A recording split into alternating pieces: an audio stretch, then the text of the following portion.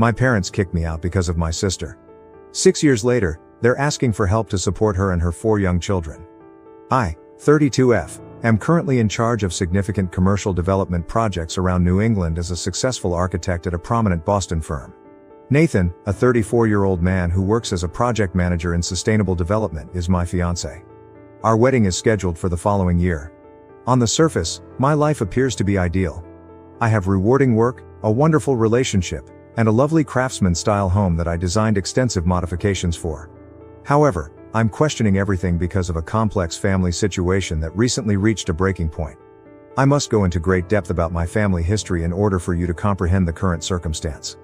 I was raised in a Connecticut suburb in an upper-middle-class household. My mother, Phoebe, 56F, taught high school at a private school until she left 6 years ago, and my father, Richard, 58M, works as a corporate lawyer at a reputable business. Ashley, my younger sister, who is 30 degrees Fahrenheit, has always been the star of our family. Favoritism was evident from my earliest recollections, even if my parents would strongly dispute it if questioned. I received consecutive A's on my report card when I was 8 and Ashley was 6, and I was simply informed, "That's expected of you?" While Ashley received B's and was commended and brought out for ice cream because she was trying her best.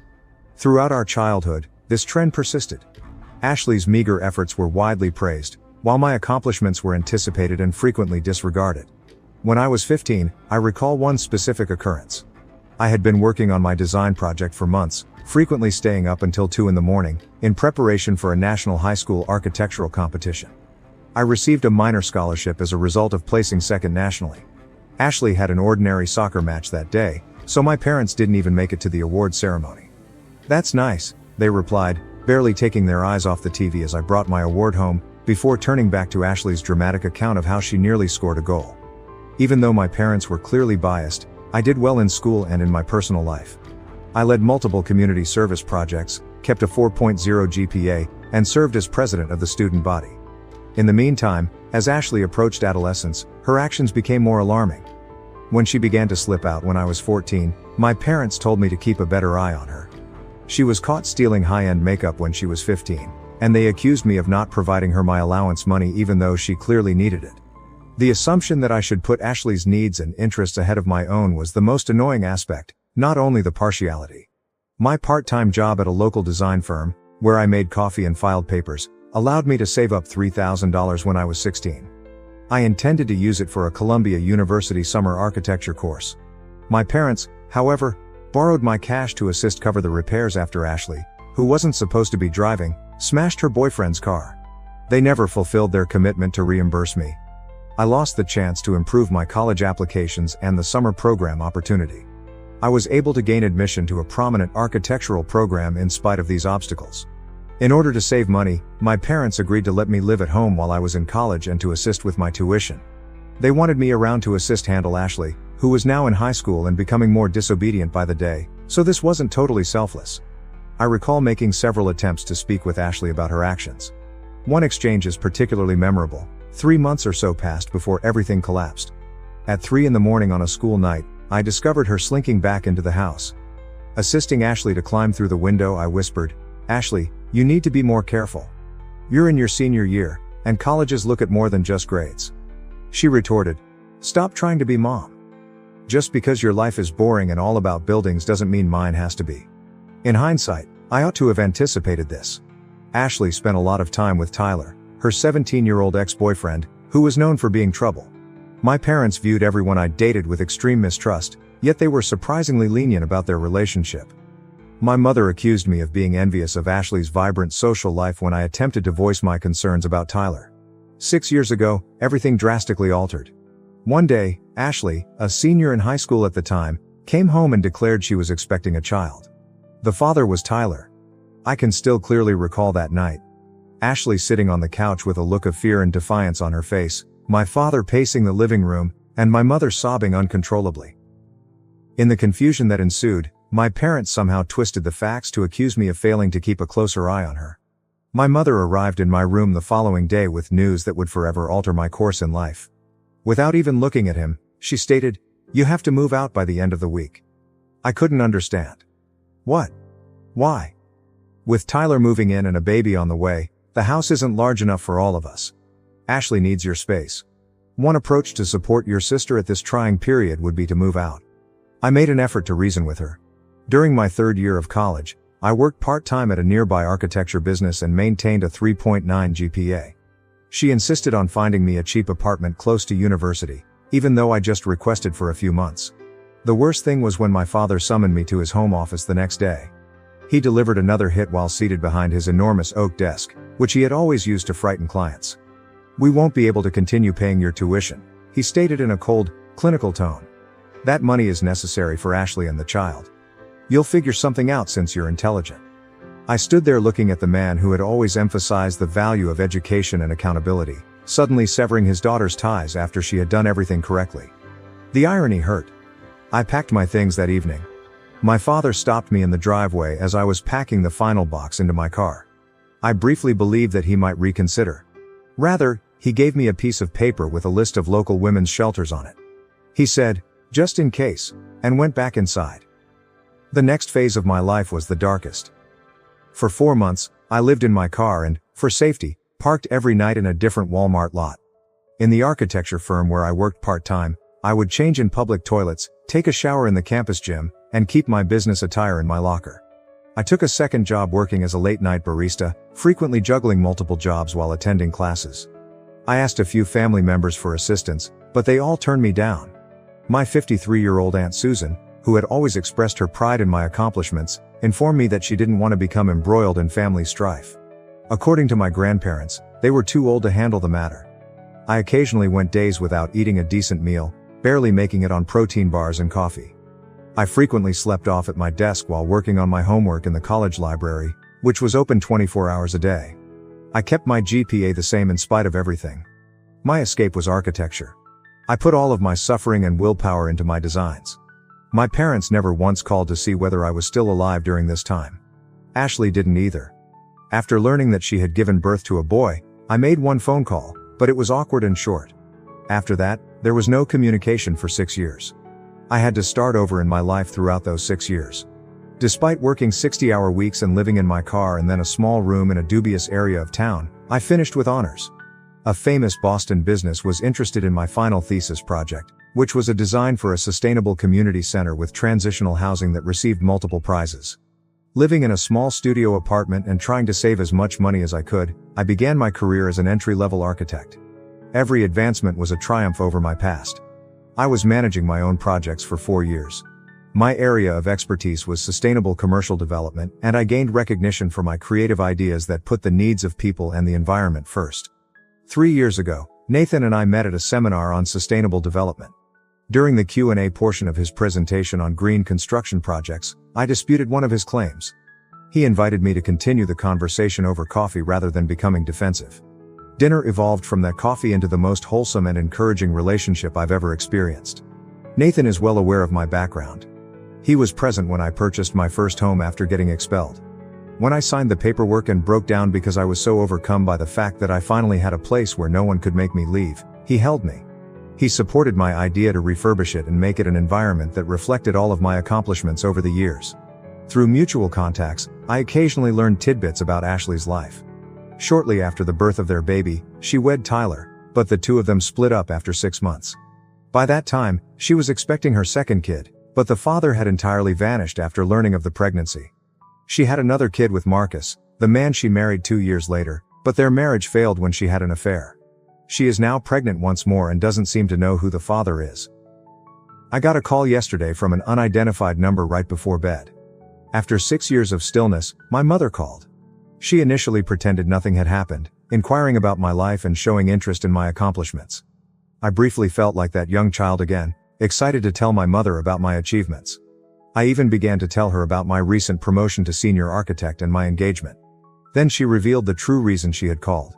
In order to assist Ashley and her kids, my parents want me to return to Connecticut.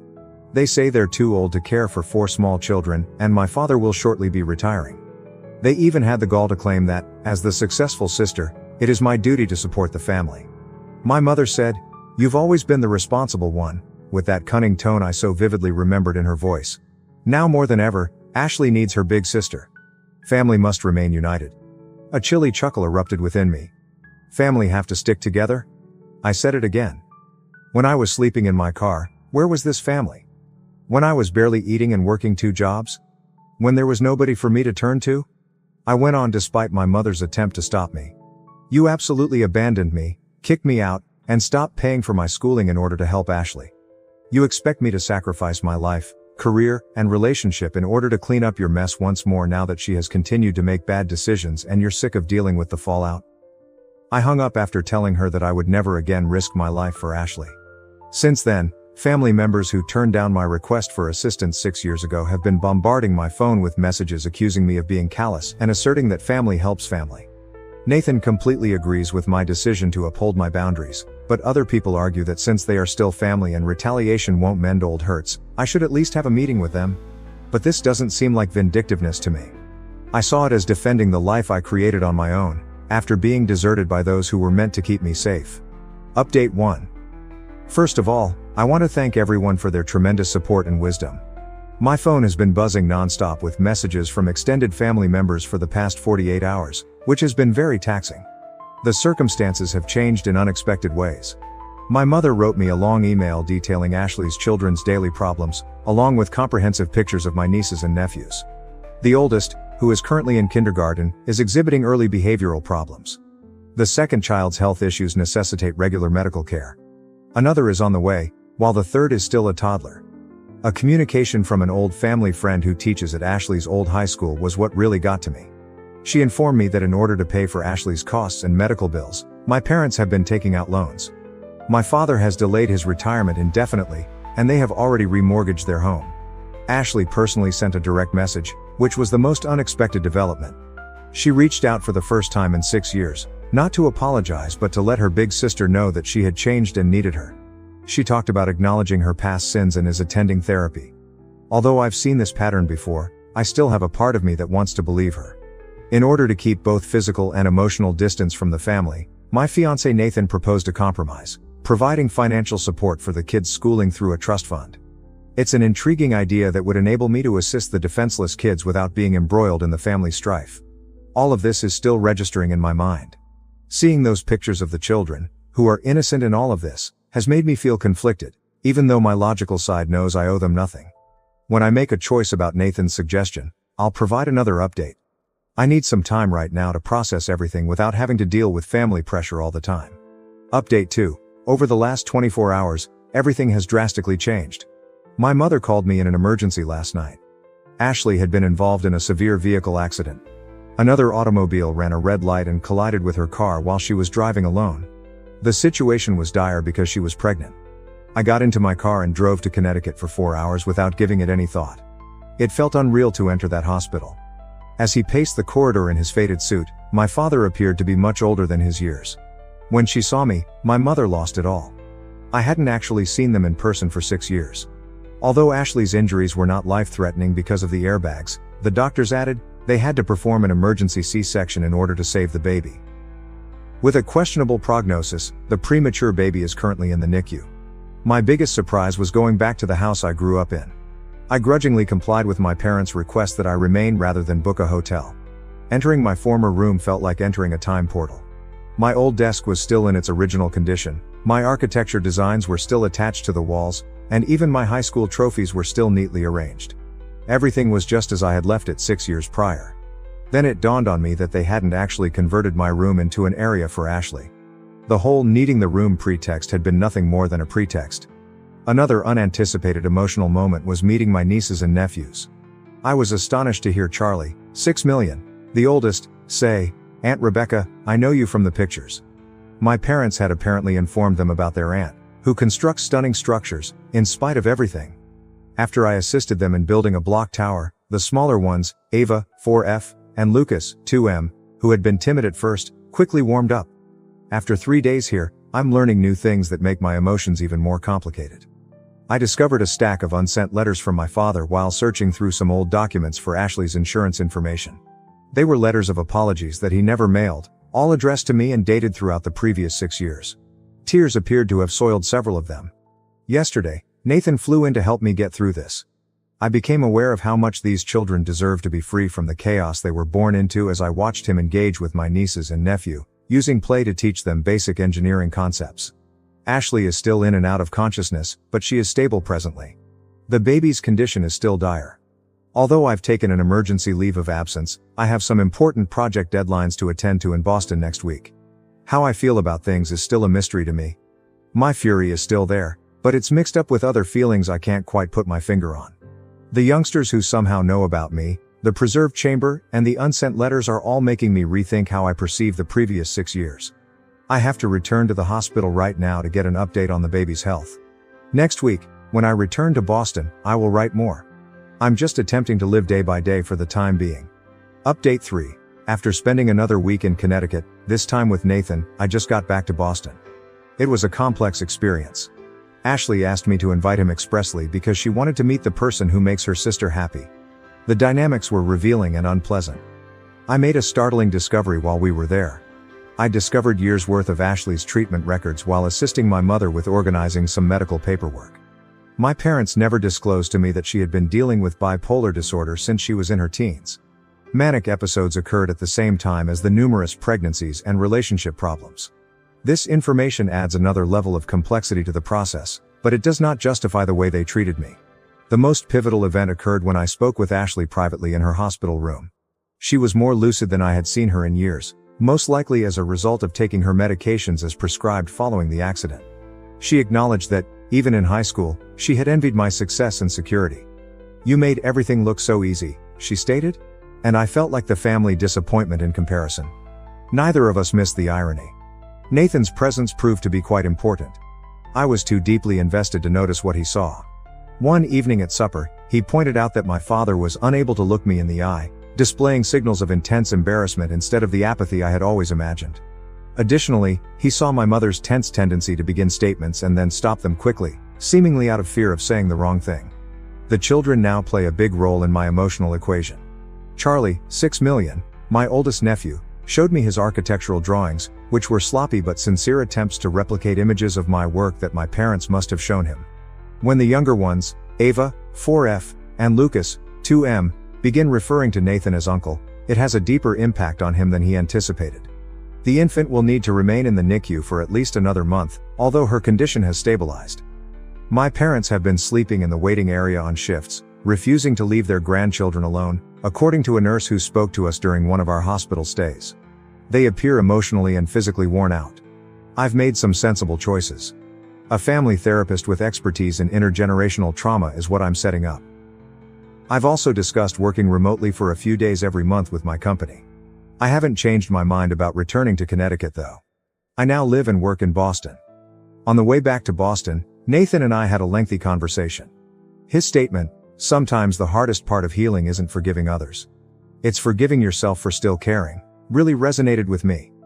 I've been feeling bad about not being able to control my rage in its purest, protective form, so this really spoke to me. I have a crucial client meeting tomorrow, so I must concentrate.